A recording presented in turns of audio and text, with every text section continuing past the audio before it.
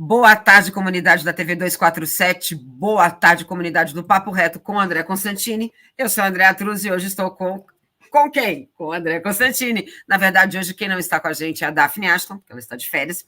E nós vamos receber, eu e André Constantini, nós vamos receber Hélio Luz, que está com um probleminha de conexão, né? O nosso famoso Privatiza que Piora. E nós vamos falar hoje sobre a mexicanização do Rio de Janeiro, mas nós vamos falar também, e como não falar, né, do assassinato do nosso companheiro Marcelo Arruda, vai falar sobre o bolsonarismo, a pulsão de morte, né, do bolsonarismo. Peço a todos que já chegaram aqui para compartilhar essa live, deixar um like, que é fundamental. Deixa eu colocar aqui o nosso bannerzinho e já vou pedir para vocês, se possível, né, por favor, apoiar o Brasil 247 em www.brasil247.com/apoio. Pode fazer também uma doação com Pix, a chave pix@brasil247.com.br, ou fazer uma assinatura também no Pix, e é o bit.ly/pix247. Gente, eu agradeço demais a presença de todos que já estão aqui. O Hélio Luz conseguiu entrar. Boa tarde, Hélio Luz, seja bem-vindo. Já passo para vocês. Deixa eu fechar aqui o microfone só para ele arrumar aqui a câmera. Já vou passar para você, André. Boa tarde, como vai? Boa tarde, Andréia. Boa tarde, Hélio. Se é que se pode ter uma boa tarde nesse país, se é que se pode ter um bom dia nesse país, se é que se pode ter uma boa notícia nesse país, um país que está sendo conduzido por um verme genocida, miliciano, bandido, que é resultado, que é fruto de um golpe de Estado que aconteceu em 2016, financiado pelo imperialismo americano, com a total complacência, conivência e participação das instituições burguesas e da imprensa brasileira, que não passa de lacaio para atender os interesses do imperialismo americano aqui no Brasil. Mas boa tarde aos internautas que nos acompanham nesse momento, André. Vocês estão assistindo o programa Papo Reto, que vai ao ar toda segunda-feira, às 14 horas, aqui pela TV 247. Anotem aí na sua agenda, para que você possa sempre estar nos prestigiando com a sua audiência. Desde já eu quero reforçar alguns pedidos que foram feitos aí no início do programa pela minha queridíssima amiga Andréa Truz. Começa aí esmagando no like, compartilha essa live nas suas redes sociais, e se você ainda não é membro da TV 247, que você possa tornar-se membro até o término desse programa, sabe? Esse suporte financeiro de vocês é fundamental para que nós possamos dar continuidade, né, nessa plataforma de comunicação que é o YouTube, com essa TV progressista que é a TV 247. Andréia, hoje nós vamos tratar aqui de temas relacionados à segurança pública, à violência estatal, à mexicanização que vem acontecendo no estado do Rio de Janeiro, o avanço e o crescimento da milícia aqui no estado do Rio de Janeiro. Para isso, nós convidamos, na tarde de hoje, o ex-chefe da Polícia Civil, o companheiro Hélio Luz, uma pessoa que passou por dentro do sistema. É muito importante esse olhar e esse ponto de vista de uma pessoa que passou por dentro do sistema, de uma pessoa que atuou, né, através das forças de segurança pública aqui no estado do Rio de Janeiro. Mas antes, eu quero informar aos internautas que no sábado que passou, nós lançamos a primeira célula socialista na favela da Babilônia. Lançamos a primeira célula socialista pelo Movimento Nacional das Favelas e Periferias, na favela da Babilônia, dentre as outras muitas células que nós estaremos lançando, muitas células socialistas que nós estaremos lançando aqui nas favelas cariocas. Estou muito feliz com o resultado do lançamento da célula. O trabalho das células socialistas, Andréia, é um trabalho pedagógico, de desconstrução, de informação e de escuta, principalmente de escuta, porque nós queremos construir o socialismo no Brasil com o povo e não construir o socialismo para o povo. Então, o trabalho das células, que vai ser dentro da casa dos moradores, com encontros que vai acontecer mensalmente, é principalmente um trabalho de escuta e, principalmente, um trabalho pedagógico, mas é fundamental, Andréia. É um trabalho micro, por isso nós denominamos esse trabalho de células, né? O corpo humano é formado por mais de 10 trilhões de células, mas é um trabalho de massas, porque nós, do Movimento Nacional das Favelas e Periferias, entendemos e compreendemos que a saída e a solução para os problemas sociais existentes no Brasil vai se dar através da luta de massas e não através da luta institucional. Nós podemos e devemos realizar a luta institucional, mas, paralelamente à luta institucional, a luta crucial e primordial para nós alcançarmos as mudanças sociais nesse país e conduzirmos o Brasil rumo à consolidação do socialismo, superando o capitalismo, é através da luta de massas. Luta essa que a esquerda pequeno-burguesa abandonou há muito tempo. A esquerda pequeno-burguesa aqui no Brasil só realiza a luta da eleição. A esquerda pequena-burguesa aqui no Brasil só disputa a eleição. Não disputa mais a sociedade. Não disputa mais mentes e corações. Então, estou muito feliz com o lançamento da primeira célula socialista na favela da Babilônia, dentre as outras muitas células que estaremos lançando nas favelas cariocas. Agora, como o tema hoje, André, é um tema que está relacionado à questão da violência, da segurança pública, da mexicanização do Estado do Rio de Janeiro, eu não poderia deixar de falar aqui do assassinato bárbaro e cruel do companheiro Marcelo Serrano, que era militante do Partido dos Trabalhadores, que era dirigente do Partido dos Trabalhadores, atualmente ele era tesoureiro do PT, em Foz do Iguaçu, né, no estado do Paraná, aonde ele teve a sua festa, onde ele estava ali comemorando os seus 50 anos, junto com a sua família, junto com os seus amigos. Essa festa privada foi invadida por um verme bolsonarista, fanático e extremista que baleou o companheiro Marcelo Serrano, que veio a óbito. Esse crime, Andréia e companheiro Hélio e todos os internautas que nos acompanham, é um crime político. Esse crime é um crime político, porque as motivações que levaram esse verme bolsonarista a executar, né, friamente o companheiro Marcelo Serrano foram motivações políticas. Ele foi movido por motivações políticas. Ele foi inflamado pelo discurso desse que conduz esse país, esse verme genocida, bandido, miliciano que é o Bolsonaro. Então, nós temos que tratar esse crime como um crime político. Isso não foi um crime comum. Isso não foi um crime comum. Primeiro ponto, tem que ser falado aqui. Primeiro ponto. Agora, Andréia, é fato que não existe as condições objetivas para o Bolsonaro consolidar um golpe no Brasil. Não existe. As condições objetivas para um golpe de Estado não existem.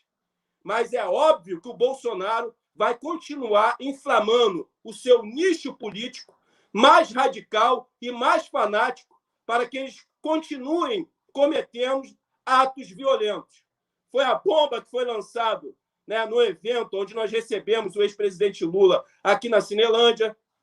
Foram sedes do PT no interior do estado de São Paulo que foram depredadas.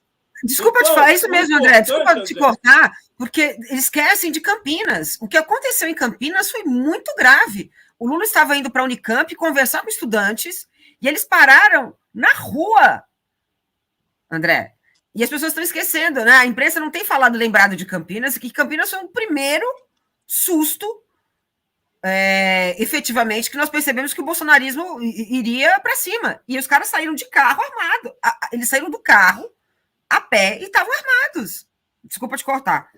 André, a imprensa golpista, lacaio dos interesses do imperialismo aqui no Brasil, vai tentar consolidar a narrativa que isso foi um crime comum. Bolsonaro já se pronunciou a esse respeito, que falou que foi uma briga entre dois homens. O Mourão, vice-presidente, falou também que brigas como essa acontecem todos os finais de semana aqui no Brasil. Eles querem dar a conotação de um crime comum. Eles querem consolidar essa narrativa e nós não podemos dar essa permissividade. Isso foi um crime político. O que levou e o que motivou esse verme extremista bolsonarista a tirar e a ceifar a vida do companheiro Marcelo Serrano foram motivações políticas. Políticas. Então, Andréia, ele não tem as condições objetivas para um golpe de Estado, mas ele vai inflamar o nicho político bolsonarista mais extremista e mais radical a continuar a cometerem atos violentos aqui no Brasil. Isso é só o início. Isso é só o começo. E o que a gente está fazendo aqui é recordando a vocês outros atos violentos que foram praticados e exercidos por esse nicho mais extremista e mais fanático que compõe o bolsonarismo aqui no Brasil. Agora, você não vai combater o extremismo bolsonarista com nota de repúdio. Você não vai combater o extremismo bolsonarista com tuitaço. E você não vai combater o extremismo existente no bolsonarismo com as leis burguesas. E nem passeata pedindo paz, né, André? Nós precisamos, André, construir a nossa autodefesa. Precisamos proteger a integridade física da nossa militância, a integridade física dos nossos grandes quadros. É fazer como o ex-presidente Lula fez, ampliou a sua segurança, tomou medidas de segurança nos atos onde ele vai participar ao ar livre, estava com colete à prova de balas no ato que aconteceu na Cinelândia. Lula tomou as medidas cabíveis e possíveis para a proteção da sua integridade física. O que não pode, André, são esses atos violentos exercidos por esses bolsonaristas extremistas gerar na militância de esquerda o medo, o receio de tomar as ruas de todo o Brasil. O medo que vai fazer com que a militância se afaste das ruas. Isso não pode acontecer em tempo, em hipótese alguma. Vamos construir a nossa autodefesa e vamos enfrentar. Vamos estar nas ruas, não vamos dar um passo atrás na luta para destruir o fascismo no Brasil. Até porque não se dialoga com o fascismo. Com o fascismo a gente destrói. Porque, Andréia, o Marcelo Serrano, o companheiro Marcelo Arruda. Marcelo Arruda, ele deixou uma mensagem na sua morte. Uma mensagem para a militância de esquerda brasileira. Uma mensagem de resistência. Porque o Marcelo resistiu, o Marcelo reagiu àquele fascista que invadiu a sua festa, uma festa privada.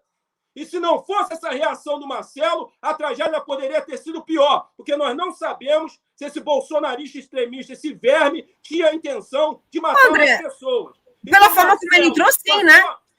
O Marcelo, na sua morte, ele deixou essa mensagem de resistência ao fascismo. De resistência! Chega! Chega! Até quando? Chega! Quem vai ser o próximo?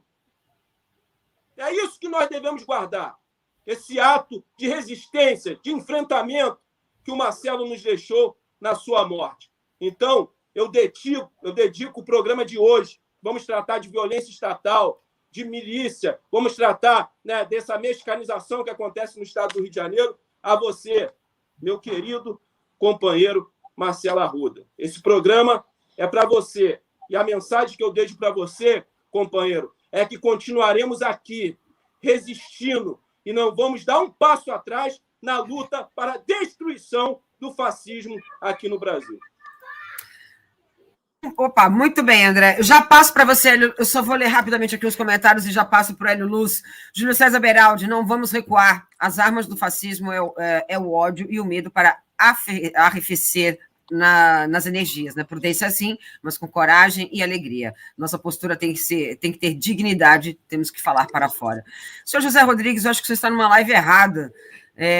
Até porque o que a gente defende aqui é uma pulsão de vida, não é? Então, prender o André porque ele defende pulsão de vida, isso diz muito mais sobre você do que sobre nós, né, seu José? Fica aqui com a gente. Por favor, vai caçar o que fazer, seu José. E faça só um exame de consciência. Isso faz um exame de consciência, porque essa pessoa vivia melhor nos anos Lula e Dilma. É isso, André, que me deixa indignado. Porque vivia melhor, tinha melhores condições de vida, não é? Mas é isso. Vamos lá. Iraci Santos, comentando aqui, falou que verdade tem que podar esse criminoso miliciano terrorista. Rosa Malha dando boa tarde para mim, para você e para a nossa comunidade progressista. Matheus, obrigada. Muito obrigada. Natalino Quirelli, estamos juntos sempre. Agradecer aqui a atriz, Justiça para Marcelo Arruda. E Mônica Dória Marinho, que também deixou aqui um superchat para a gente. Muitíssimo obrigada. Aí sim, Hélio. Boa tarde, seja bem-vindo. É um prazer estar aqui com o André, contigo também. Na luta. André, você quer começar? Quero. Antes de fazer a primeira pergunta para o Hélio, eu queria só, ainda na questão do caso do Marcelo Arruda, companheiro que foi assassinado por um verme, né, bolsonarista, eu me nego a falar o nome desse verme. Ô, Andréia, esse verme extremista bolsonarista, importante fazer essa pontuação aqui, ele não apertou aquele gatilho sozinho, não. Assim como o policial militar, o capitão do mato, que antes vinha a cavalo e hoje vem no camburão, aterrorizar as nossas faixas de Gaza e os nossos campos de extermínio, que são os territórios de favela, esse policial também não aperta o gatilho sozinho. Como esse verme, né, extremista bolsonarista não apertou junto com ele o Bolsonaro, que vem inflamando a sua militância mais fanática, mais reacionária e mais extremista a cometer atos violentos no Brasil, e apertou junto com ele uma parcela considerável da imprensa brasileira. Essa imprensa que apoiou o Mensalão, essa imprensa que apoiou a Lava Jato, essas duas organizações criminosas que foram as responsáveis por gerar essa desarmonia entre os três poderes aqui no Brasil. E foram as responsáveis por consolidar no Brasil a judicialização na política. A imprensa brasileira, uma parcela considerável, teve um papel determinante no golpe de Estado que aconteceu, que levou à derrubada da primeira presidenta mulher eleita nesse país. O golpe de Estado financiado pelo imperialismo americano para colocar suas garras imundas e sujas nas nossas riquezas e recursos naturais. E a imprensa brasileira teve um papel determinante na prisão do ex-presidente Lula, que abriu o flanco, que abriu o caminho para a vitória desse verme, desse bandido, desse miliciano que é o Bolsonaro. Então, imprensa brasileira, olhem para a mão de vocês. Olhem para as mãos de vocês. O sangue do Marcelo está na mão de vocês. O sangue de mais de 600 mil brasileiros vitimados pela Covid-19 está nas mãos de vocês, seus canalhas. Canalhas. É isso que vocês são. Assumam o monstro que vocês ajudaram a construir e colocar na cadeira da presidência da República. Assumam que o filho é de vocês. Canalhas. Eu queria, Andréia, fazer a primeira pergunta para o Hélio que foi delegado da Polícia Civil, porque aqui, Hélio, no Rio de Janeiro, você sabe que a classe média e os conservadores cariocas, eles delegam o crescimento do Comando Vermelho, do ADA, do TCP, nas favelas cariocas e nas periferias cariocas, à gestão do saudoso e grandioso Leonel Brizola, que tinha outro tipo de política de segurança pública que não era baseada no enfrentamento, que não era essa política de guerra às drogas que foi importada dos Estados Unidos com tolerância zero que acontecia em Nova York. E aí a classe média e os conservadores cariocas delegam o crescimento das facções, né, a essa gestão, as duas gestões que aconteceram aqui no governo do Estado pelo grande e saudoso Leonel Brizola. O que é uma grande falácia e mentira. Porque você sabe, Hélio, desde o Marcelo Alencar, que foi implementada aqui no Rio de Janeiro essa política do enfrentamento, essa política de guerra às drogas, né, que não soluciona coisíssima nenhuma, não soluciona nada. Né? Esse projeto também de transformar os territórios de favela em um Estado policial, onde a única presença do Estado é o seu braço armado. Isso foi implementado aqui com as UPPs. E as UPPs, Hélio, que foram responsáveis pela expansão do varejo de drogas. Hoje você vai na região serrana aqui do Rio de Janeiro, você vai ali no interior do estado do Rio de Janeiro, principalmente, né, lá em... Caramba, eu sempre esqueço o nome dessa cidade, rapaz. Não é Ilha Grande, não. Eu esqueci o nome. Aquela cidade turística, Andréia, que tem aqui no Rio de Janeiro. Angra. Angra dos Reis. Angra dos Reis. Você vai em Angra dos Reis, está uma disputa territorial lá enorme. E quem foi responsável por isso? Foi o projeto das UPPs, que gerou também, Hélio, uma briga interna dentro da Polícia Militar. Por quê? Quando instalaram as UPPs, quem não é do Rio tem que saber disso, os varejistas de drogas passaram a pagar o arrego para o comandante da UPP. Então, aquele arrego que ia mensalmente para os comandantes de batalhão passou a ser pago para o comandante da UPP. Então, gerou um racha interno, muita gente não sabe disso, dentro da corporação, da instituição Polícia Militar. Eles ficaram brigando entre si, porque os comandantes deixaram, né, de receber o arrego, que é a propina paga pelos varejistas de drogas. Então, a pergunta que eu faço, é essa. Essa política de guerra às drogas baseada no confronto, que começou a se consolidar fortemente no Rio de Janeiro desde a eleição do Marcelo Alencar até hoje, né, essa política que é implementada pela direita aqui no Rio de Janeiro, não resolveu nada.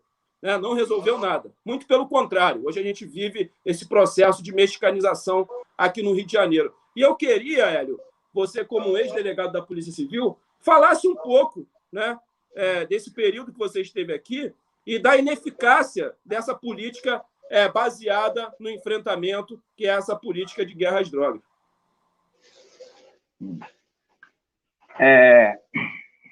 Primeiro, o sistema de segurança não obedece a ninguém. Se dizer que dá uma ordem, o pessoal cumpre, é só quem quer se iludir. Ele tem uma grande autonomia, porque isso é da origem da polícia, né? Em especial da Polícia Civil do Rio de Janeiro. Essa polícia foi criada por D. João VI.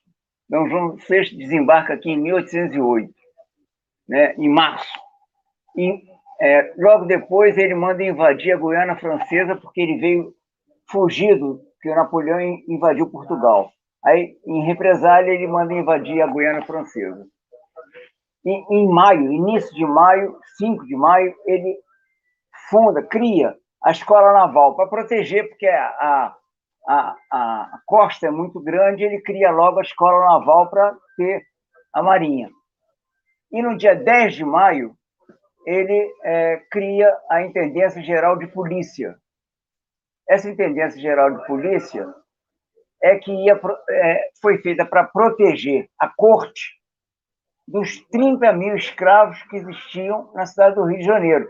A corte tinha 15 mil, ele chegou aqui com 15 mil pessoas.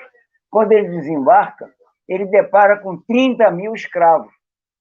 Eles entraram em pânico, não podiam nem sair. Então, o que ele fez? Cria essa intendência tal qual existia lá em Portugal, só que mais ampla.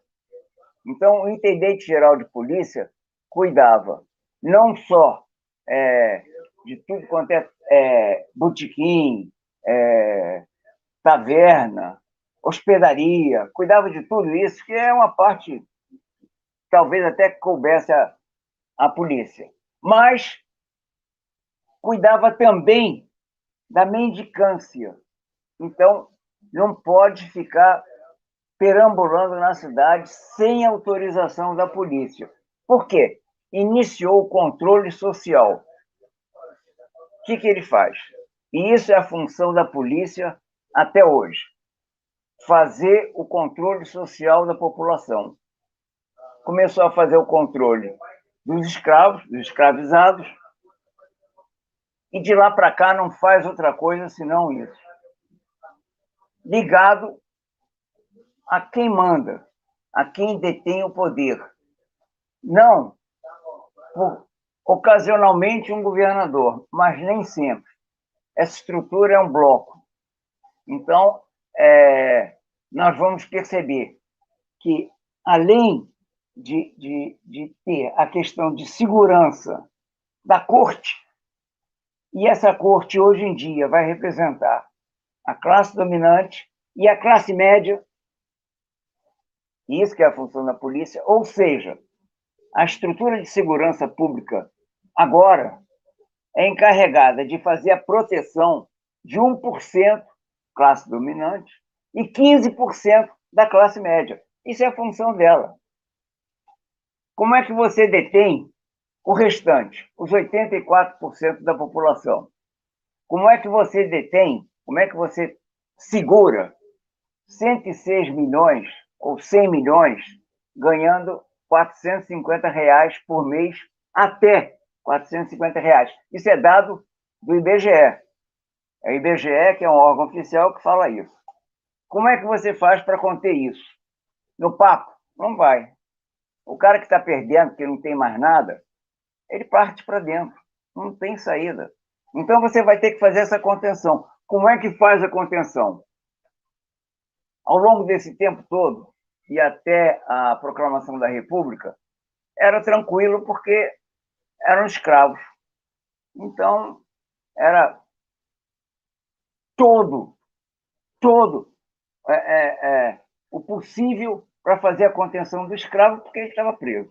Então, não tinha muito o que escapulir. De lá para cá, a situação muda. Então, em 1888, fazem a abolição da escravatura. E aí, como é que faz? Fica aquele monte de gente, ao contrário do que eles fizeram com os brancos europeus, que o branco europeu chegou aqui e recebeu terra, recebeu dinheiro, recebeu indenização, tudo isso com a riqueza produzida pelos escravos. Quem produz riqueza nesse país são os ex-escravos, os escravizados, em especial a população negra. Isso é que garante o nosso PIB. Bom, como é que ele chega, faz, quando esse pessoal vai para a rua e sem nada? Não houve indenização para eles, não houve terra, não houve nada disso. O tal amadíssimo Pedro II queria embranquecer a cidade, queria europeizar o Rio de Janeiro, né? E distribuiu o dinheiro dos escravos, acumulado pelos escravos. Bom, então, de lá para cá, eles criam, 1890. O Código Penal anterior falava, 1830, falava em escravo. Aí tocava especificamente como ia ser do escravo. Uma ação típica que era praticada por um branco não era crime. A mesma ação praticada pelo negro era crime. Então, essa que era o Código Penal. Quando dá a abolição da escravatura, eles ficam meio, e agora? Como é que a gente faz? 1890 faz um novo Código Penal. Aí encaixa nesse novo Código Penal todo mundo. A mendicância, capoeira, roda de samba, por aí foi. Vou embora. Para quê? Para ter o controle. Para ter o controle, é isso que é a função da polícia, desde que foi criada. Fazer o controle social dos excluídos. Quem que não é excluído? 1% mais 15% da classe média. Então, eles podem acumular tranquilamente, sem serem perturbados. Eles podem fazer o acúmulo deles soltos. Como é que você vai fazer acúmulo de $1 bilhão? Como é que são os bilionários? Acho que não chega a 50 bilionários nesse país, tranquilamente. Com 100 milhões ganhando 450, até R$ 450 por mês. É na porrada. É na violência. Como é que você contém isso? Não há outro modo. Então, esse sistema de segurança precisa de uma senha para chegar e fazer isso e todo mundo achar que está tudo bem. A senha que é usada pela polícia atualmente é tráfico de droga. Então, ela usa a senha e faz qualquer coisa. Com tráfico de droga, passa o rato. Pode chegar aonde quiser que não vai dar em nada. Exemplo, Jacarezinho. Chacina de Jacarezinho. Foram lá, passaram o rato, mataram 27 e ficou por isso mesmo até hoje. E ainda colocaram lá sigilo de 100 anos na parte administrativa. Como é que é isso? Como é que é esse negócio? Há um homicídio, 27 mortos, e há um sigilo, não se apura. Ah, não, mas eles eram traficantes. E daí? Qual é o problema? Como é que essa população, os 100 milhões, é metade da população, vive com até R$ 450. Como eles vão sobreviver como? Ah, está no tráfico de drogas. Que isso? Que ingenuidade é essa de dizer que esses meninos da favela é que produzem, e aí saem os números malucos. Eu gostaria de saber quem que faz essa contabilidade. Porque eles trabalham com 5 bilhões por não sei o quê. Quem faz isso? Aonde que... Vamos lá. Isso aqui está correto? Está correto. Desde quando ele vai trabalhar? Quem está trabalhando com 5 bilhões vai estar trabalhando com real, vai estar trabalhando com dólar. É lógico. O nível desse é dolarizado. Como é que apura esse dólar? Como é que negocia esse dólar? Como é que troca o dólar? Não existe uma casa de câmbio especial para as favelas do Rio de Janeiro. A casa de quem tem licença de câmbio, quem tem licença para vender moeda estrangeira, é meia dúzia pelo Banco Central. Onde é que sai esse dinheiro? O cara vai lá na Bolívia comprar pó e vai pagar em dólar, porque o boliviano não vai aceitar real. O cara vai no Peru, vai ser a mesma coisa. O cara vai remeter para os Estados Unidos, lá para a Flórida, né? Para os brasileiros de lá cheirarem, e os americanos também, tranquilamente, e vai receber dólar. Como é que esse negócio desse dólar que vai e vem? Como é que entra dólar aqui, sai dólar, e ninguém percebe? Isso não altera o câmbio? Não é lei da oferta e procura? Se tem 5 bilhões, como é que entra 5 bilhões, transforma em dólar uma parte, e isso não altera o valor do dólar no diário? Altera. Altera, lógico que altera. Então, além de fazer o controle social do excluído, ele ainda lucra com o excluído, ele acumula na costa do excluído. Então, quem acumula dinheiro com o tráfico de droga é a classe média branca e o 1% da classe dominante. Que idiotice é essa de vir falar que o pessoal, que o problema das drogas está localizado na favela? Isso é para impressionar. Isso é a grande senha que tem do controle social. E aí passa o rato. É por isso que ficam impunes os homicídios praticados. Fica impune a violência praticada. O Estado toma... Quando eu falo Estado, eu falo todo mundo.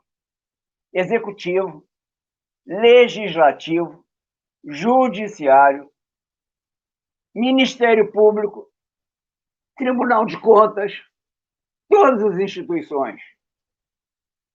Esse Estado, essa estrutura do Estado brasileiro, é o crime organizado legalizado no país. Eles participam disso, sabem que existe, mas sabem que, se não existir essa forma de controle, não vai existir o acúmulo. Por quê? Na hora que falta, o cara entra em desespero, vai para cima e sequestra. Alguns desses integrantes, já foram sequestrados. Segura a barca? Não segura. Porque eu tenho um sistema de segurança que veio de Israel, que é todo aprimorado. Cascata. Na hora que os meninos querem levar, leva mesmo. Não fica ninguém. O sistema de segurança de Israel vai para o ralo. Na hora que os garotos se encostam lá, vai tudo para o brejo. Então, como é que fica essa situação? Fica uma situação mais ou menos assim, olha, nós temos a nossa área. Então, na nossa área, a gente se segura. E vocês eventualmente vão entrar, mas a gente vai evitar ao máximo o enfrentamento. E nós vamos empurrando com a barriga, a gente empurra com a barriga e faz a manutenção do sistema. É o Estado inteiro, a estrutura do Estado brasileiro não vale nada. A estrutura do Estado, quer dizer, vale muito, porque nós produzimos no mínimo 50 bilionários, pô. As ações estão lá, nós entramos no mercado, nós exportamos, tem um agronegócio, mas o custo disso São 100 milhões que vivem com até R$ 450. São eles que pagam. Hélio, eu só vou ler os comentários e a gente continua.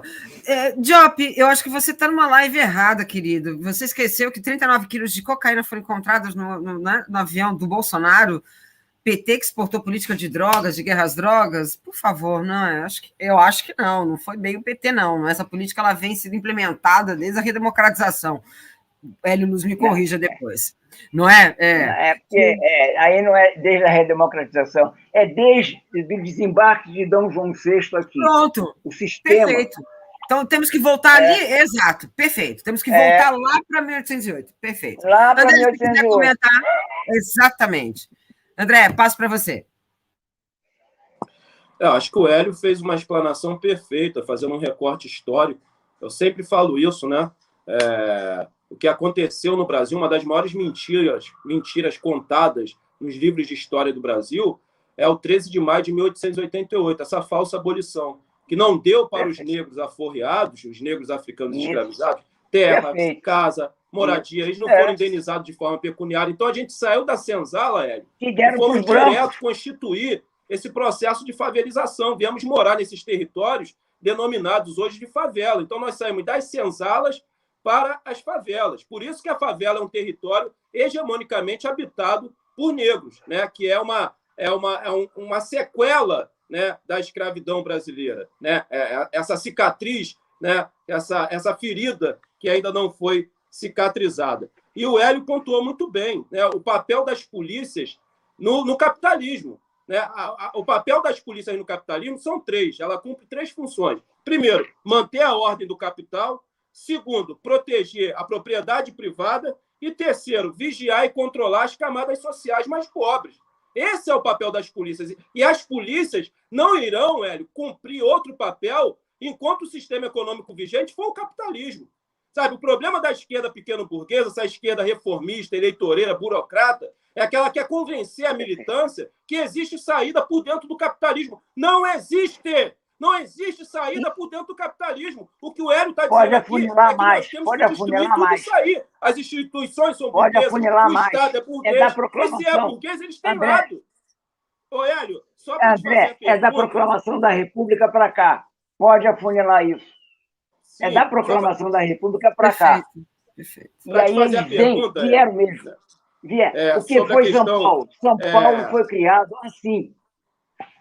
Sobre essa questão da política de guerra às drogas, eu acho que a gente tem que discutir aqui, e aí eu queria saber a sua opinião, sobre a descriminalização de todas as drogas, né? Porque a criminalização das drogas não impede ninguém de fazer uso do consumo de drogas aqui no Brasil, e não é o uso de consumo de drogas que está matando, é essa política do proibicionismo. Agora, ela está matando quem? Preto, pobre e favelado, porque nos condomínios de luxo na Barra da Tijuca, a cocaína vem na bandeja. Lá não está militarizado com o braço armado do Estado burguês. Lá não está ocupado militarmente. Então, assim, eu queria saber a sua opinião sobre a necessidade da descriminalização de todas as drogas, que é o que o nosso movimento defende, e também defendemos categoricamente, de forma revolucionária, o fim de todas as polícias. Porque esse papinho, vamos desmilitarizar a polícia militar. Ora, bolas, nós temos aqui uma polícia civil no Rio de Janeiro que é tão violenta quanto a polícia militar, né? E é uma polícia desmilitarizada, né? Então, esse negócio, vamos fazer uma política para humanizar, constituir uma polícia cidadã, isso é balela, porque é o que a gente falou aqui, a polícia, dentro do sistema econômico vigente, que é o capitalismo, ela vai cumprir aquelas 3 funções, e ponto. Então, Hélio, eu queria saber essa sua opinião sobre a descriminalização de todas as drogas, todas elas, e sobre a questão do fim das polícias, que é algo que o nosso movimento defende. Você, como ex-policial civil, eu queria a sua análise a respeito disso. E outra coisa, Hélio, já para você emendar, que aí você pode levar até o final do programa, que você tem muito conteúdo, o que a gente percebe aqui, Hélio, eu queria a sua visão sobre isso, que o crescimento do ADA, do Comando Vermelho, do TCP e da milícia nos territórios periféricos e nos territórios de favela se dá pela total ausência do Estado dentro desses territórios. E aí fez com que essas organizações criminosas crescessem, muitas delas, às vezes, exercem o papel que deveria ser exercido pelo Estado. Então, para complementar, eu queria que você dissecasse melhor, você falou mais de forma rasa, esse estado narco que nós vivemos no Brasil, porque não existe venda do varejo de drogas sem a conivência e a complacência do Estado. Então, eu queria que você respondesse essas três perguntas. Casa de câmbio. Eu só posso rapidinho ler um superchat, rapidinho. Só agradecer aqui a Laide, que se tornou uma nova membro do canal. Muita gente concordando com a sua fala, Hélio, agradecendo que você deu uma aula aqui, né, fazendo uma historiografia muito bem importante. Lia Oliveira, agradecendo seu superchat, polícias igual milícias e guardas pretorianas. Muitíssimo obrigado. Caos, é chegado o momento do olho por olho, dente por dente, também agradecendo seu superchat. Mais um aqui, eu já passo para você, deixa eu pegar aqui. O Caos também falou, basta cair um dos principais protegidos dele, e aí sim, Hélio, é contigo.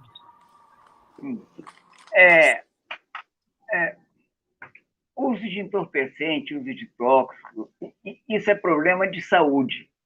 Isso não é problema da polícia. Não é questão de descriminalizar. É questão de solucionar.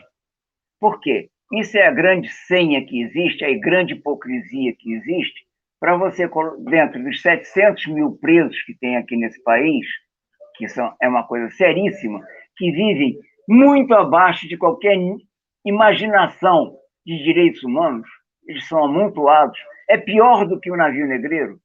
Nós convivemos com 700 mil pessoas brasileiras em situação pior do que vieram os escravizados da África para cá. Bom, então, na hora que nós chegarmos e começarmos a ter atenção, a questão de tóxico não é da polícia. Problema de entorpecente não é da polícia. Isso aí é da área de saúde. Vai ser cuidada pela área de saúde. Cada um vai lá e resolve o seu problema. Não vem me apurrinhar com o negócio do que o filhote está cheirando. Isso é problema seu. Vai resolver dentro de casa. Por que vai transferir para a polícia? Porque o filhote vai cheirar. O que não pode é o filhote de desembargador cheirar e o menino que está lá no morro ser punido. Não pode ninguém. Nem o filhote do desembargador, nem o filhote do general, nem o genro do general, nem o filho do banqueiro, que agora já é banqueiro também. E como é que não cheira? Cheira. Ou o que é? Na baladinha eles não vão? Vão. Então, numa porrinha, vamos jogar sério. Vamos jogar um pouquinho de menos, reduzir a hipocrisia. Então, tóxico, o uso de entorpecente não é problema policial. Vai resolver na área da saúde. Com a polícia, fica problema de crime com sangue. Crime com sangue. E o resto? O resto resolve na responsabilidade civil. Não vem encher o saco. Porque é um país desigual. Como é que você vai chegar? Vai utilizar um sistema de segurança? Como é que você ultrapassa a desigualdade? Porque o cara já vem ferrado. O cara já não tem nem referência do que ele é. Vai dar problema. Então, para ultrapassar isso, nós temos que chegar... Não é só questão de coragem. É se afastar da hipocrisia. Porque a estrutura do Estado, todos os integrantes, são hipócritas. Porque eles convivem com pessoas que cheiram. Quem cheira é quem tem mais dinheiro. Como é que cheira pó de boa qualidade se não tiver muita grana? Como é que cheira a pílula lá, que não sei o quê, de boa qualidade, se não tem muita grana? Então, quem tem grana é que faz a boa utilização do pó. E fica lá. E quem tem que se meter com isso? Nada, vai lá, isso é problema dele. Estoura à vontade, quer acabar com a saúde dele, acaba, não tem nada com isso. Agora, nós temos que afastar a hipocrisia. Então, vamos chegar, na hora que nós afastamos a hipocrisia, e aí eu estou contigo, é descriminalização geral. Isso não é assunto de polícia. Tira do código inteirinho, tira do código penal tudo. E aí?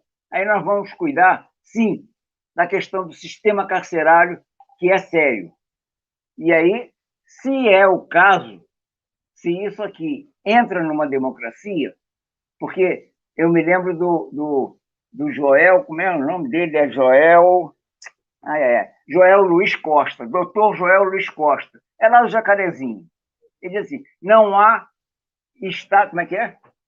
Não há Estado democrático de direito nas favelas. Perfeito! No dia da chacina do Jacarezinho, ele deu uma entrevista na TV Globo, né?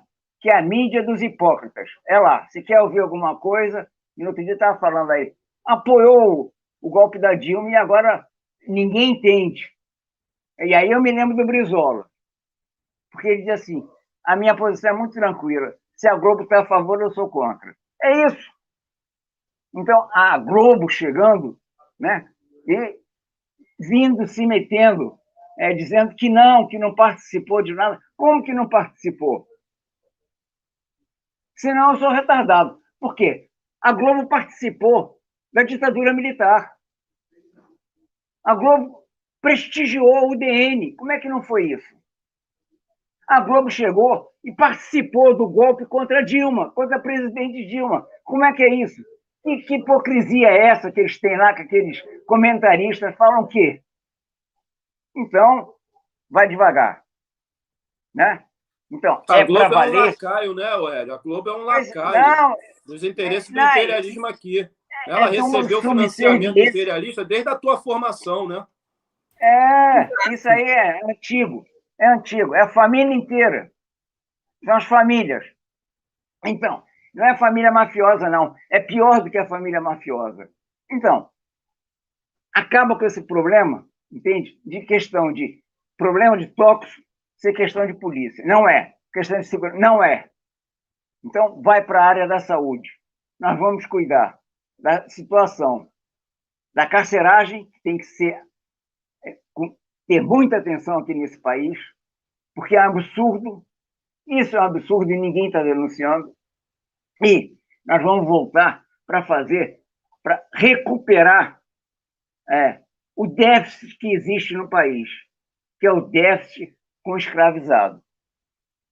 Toda a riqueza produzida nesse país, o PIB produzido nesse país, é na costa até hoje, no lombo do escravizado.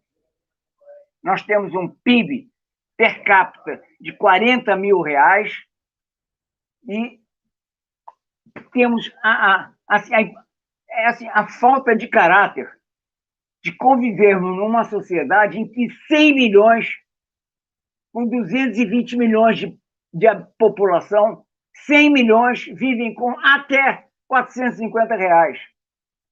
É uma hipocrisia permanente. Essa estrutura de Estado do Brasil é de um cinismo que não há como, não. Esse, sim, é líder mundial. Por quê? Mantém o pessoal no papo. Esse país é um país muito calmo. Esse país é um país muito tranquilo. Porque não fosse, nós não teríamos chegado até onde chegamos hoje. Já teria caído há muito tempo. Ô, Hélio, deixa eu fazer uma... Ninguém resiste a um sequestro. Pergunta a quem já foi sequestrado.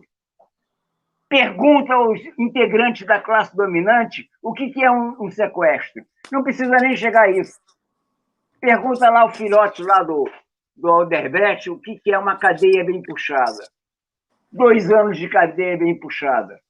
Então, bota o galho dentro. Então, esse negócio de querer chegar, entende? Virar bilionário, com uma metade da população ganhando 450 reais, é para durar pouco. É isso mesmo. Tem que cair dentro. Esse negócio só há uma forma de você conter. É você organizar os excluídos. Quando eles começarem a ter uma noção de que isso tem que ser enfrentado, o jogo vira. De outra forma, não vai virar. Essa estrutura está muito solidificada. Essa estrutura covarde, que é o Estado brasileiro, foi implantada em 1808 e vive até hoje. E cada vez mais se aperfeiçoando, dizendo que não, tem 3 poderes, que não sei o quê. É tudo a mesma coisa. Ninguém se diferencia ali. É tudo do mesmo grupo. Eles participam. Quem ganha mais... Os caras ganham 30 mil num país desses, 40 mil. Teve um que ganhou 400 mil. Em dezembro tem 60 dias de férias. Num país em que o pessoal está passando fome. Eles não se mexem. Pois é. Como é que vem chegar a salário de 1.212 e agora vai para 1.290? Isso é falta de vergonha. E essa falta de vergonha, não há como você chegar no papo convencer os caras. Exato. Você tem toda a razão. É para fazer essa expansão que vocês estão fazendo mesmo. Para encostar o cara na parede. Isso aí só resolve, e ele só tem percepção quando está encostado na parede. Perfeito. André, passo para você, lembrando que a gente está no finalzinho. Vamos lá. Olha, acho que quando o Hélio fala aí da questão do pacifismo, né? Eu entendo, Hélio, compreendo o discurso pacifista como uma forma de domesticação da descendência dos negros escravizados aqui no Brasil, principalmente. Olha, nós temos uma esquerda pacifista, e eu sempre faço a pontuação, Hélio. O pacifismo é um privilégio de classe das pessoas que defendem o pacifismo. Nas condições atuais das quais eu vivo, no massacre, na barbárie estatal que eu vivo, eu não posso aderir a um discurso pacifista. Não posso, em tempo, em hipótese alguma. Eu nem sei se a paz existe, se ela está materializada, se ela é de comer, porque quem me acorda às 6 horas da manhã é um helicóptero blindado. Não é o telefone, não é o despertador que está na cabeceira ao lado da minha cama. Então, o discurso pacifista também é uma forma de controle social, de domesticar os negros, descendentes de negros escravizados, para que eles não se rebelem, né, liderando, né, a massa de trabalhadores e de operários rumo à consolidação do socialismo. Nós temos uma esquerda, Hélio. Se ela existisse na época e no período da escravidão, né, sabe o que essa esquerda estaria falando para os negros escravizados que estavam se rebelando nas senzalas, fugindo para construir os quilômetros, para enfrentar a escravidão e derrotar a coroa portuguesa? Eles iriam falar o seguinte: olha, não se rebelem não, porque nós estamos em contato com uma corte internacional, breve, o problema da escravidão vai ser solucionado no Brasil. Suporta mais um pouco aí, aguenta mais um pouco esse processo de animalização, esse processo de desumanização dos seus corpos, de escravidão, esse processo deplorável e subhumano. Essa seria a posição de parte da esquerda pequeno-burguesa existente no Brasil, se ela existisse no período da escravidão. Olha, Hélio, eu quero te trazer outra vez aqui, outras vezes, para a gente dissecar mais. O programa é curtinho, igual perna de cobra, né? Tem 1 hora só, mas queria muito agradecer a sua presença, queria me direcionar à esquerda brasileira nesse momento, à militância. Vamos nos valer do ato, sabe, que o Marcelo Serrano nos deixou, sabe, no momento e no ato que ele foi executado, que é o ato da resistência, que é o ato do enfrentamento. Não existe diálogo com fascismo. Fascismo se destrói. Vamos tomar as ruas de todo o país, sabe? Vamos fazer o trabalho de base. Vamos aí a nos ajudar no trabalho de célula, que é dentro da casa dos moradores, sabe? Porque a maior arma do opressor é a mente do oprimido. Nós temos que fazer o trabalhador, a classe operária, pensar com a sua própria cabeça, porque eles pensam de forma condicionada. Essa que é a grande realidade. Então, o momento agora é de rua, sabe? As mortes e o aumento da violência não pode, não deve nos intimidar. Nós não temos esse direito. Nós não temos o direito de nos intimidarmos. Tem muita coisa em jogo, porra. Tem muita coisa em jogo. Então, o momento agora é de coragem, é de organização e de luta de massa, porque é isso que vai salvar esse país. É luta de massa. É o momento da luta das massas e trabalhar cada vez na base. Hélio, eu passo para você encerrar o programa rapidinho, que a gente já está aí estourando. Eu acho que o momento que a favela é a senzala do século XXI. Está na hora de virar o quilombo do século XXI, no mínimo. Perfeitamente, Hélio. Você, né, fechou com tudo. Nós precisamos aquilombar mesmo. Gente, isso. Eu agradeço. Não é? Precisamos mesmo. Olha só, eu agradeço a presença de todos que ficaram aqui com a gente. Hélio já está convidado para voltar aqui no programa. Muitos comentários, infelizmente, eu não consegui ler todos, porque, né, a gente queria deixar aqui para essa fala tão importante. Peço para que vocês entrem agora no site do Brasil 247. A capa O Beraldo já tinha até escrito aí no chat. Mourão minimiza terrorismo bolsonarista que matou militante do PT. Vamos fechar esse caixão, tá? O vice-presidente tentou reduzir o ato de terrorismo motivado por razões políticas a uma espécie de briga de bar e disse que o caso não pode ser explorado politicamente. Só pode ao contrário, né? Quando eles armam para cima da gente, isso é explorado. Então, eu concordo com o André, a gente tem que ficar atento e forte, nós não temos tempo de temer a morte, né? E vamos à luta. André, até semana que vem. Hélio, muitíssimo obrigada pela sua presença e peço a todos que ficaram aqui com a gente para continuar. Agora, 15 horas, nós vamos ter Márcia Tiburi, que vai explicar a cultura do assédio. Assédio esse que não tem fim, né? Gente, muitíssimo obrigada. André, quer dar uma palavra final? Olha, eu quero dizer o seguinte: o momento agora é de organizar a classe operária, a classe trabalhadora, o momento agora é de unidade na América Latina, o momento agora é de uma luta anti-imperialista. O imperialismo está em crise e qualquer governo na América Latina que se incline para uma governança nacionalista vai correr sérios riscos de golpe. Então, o momento agora é de organização de massa e entendermos e compreendermos que o futuro desse país não vai ser decidido nas urnas, não. É nas ruas. E nós temos que assumir esse compromisso com o povo brasileiro. Não tem intimidação por parte da polícia, da milícia, do Estado, seja quem for. Nós temos que tomar as ruas de todo o Brasil e fazer a luta de massa, que é isso que vai transformar esse país. Em 2002, a esperança venceu o medo. Em 2022, a esperança vai vencer o ódio. É Lula presidente no primeiro turno, porra.